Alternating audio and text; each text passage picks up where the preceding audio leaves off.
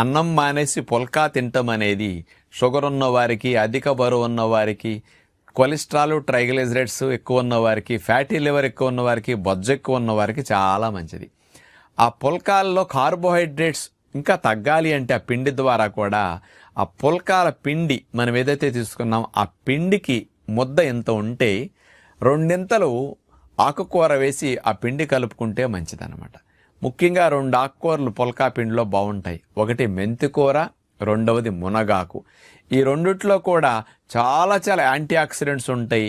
Pancreas గ్రంథిని బాగా activate చేసి beta cells ద్వారా ఇన్సులిన్ ఎక్కువ వచ్చేట్టు చేసేవి ఈ 2 ఆకుల్లో బాగా ఉంటాయి. డయాబెటీస్ రాకుండా చేయటానికి వచ్చిన వారికి కూడా ఈ 2 బాగా హెల్ప్ చేస్తాయి. కాబట్టి పుల్కా పిండిలో మునగాకు, మెంతికూర కలిపి పుల్కాలు చేసుకుంటే ఫ్యామిలీ అంతటికీ ఆరోగ్యానికి మంచిది.